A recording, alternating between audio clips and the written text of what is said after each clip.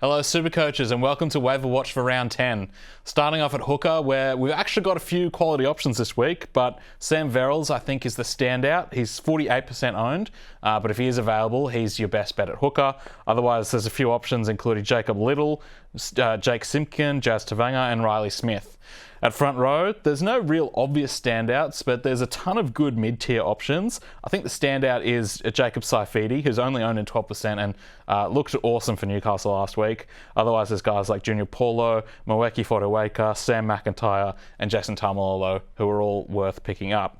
At 2RF, there's a ton of options as always, but I think Trent Liero at Melbourne is the standout here. He's 48% owned, so he's not going to be available in every league, but if he is and you need a 2RF, he's your guy. Otherwise, Alex Seyfarth, Billy Burns, Lika Halasima, Dylan Egan, Canelli Lemuelu are all widely owned.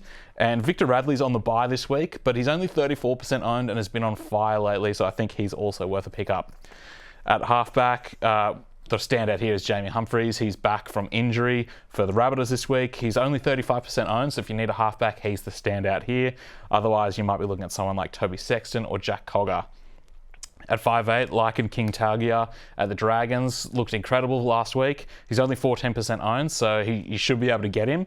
And he's the number one pickup at 5'8" this week. Otherwise, his halves partner Kyle Flanagan is a decent pickup, and so is Cody Nikorima.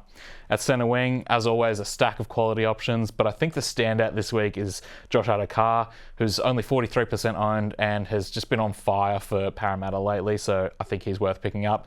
Otherwise, Campbell Graham, Isaac Tungo and James Schiller are all widely owned and have good matchups this week. At fullback, this is where things are very bleak. Not a ton of quality options to look at here. Jalen de Groot is probably the most reliable. He's only 14% owned, so you should be able to get him if you need a fullback. Otherwise, you're looking at someone like Tan Tuapiki or Bailey Bentley Harpe at Souths. That's all for Waiver Watch this week. I'll see you in round 11.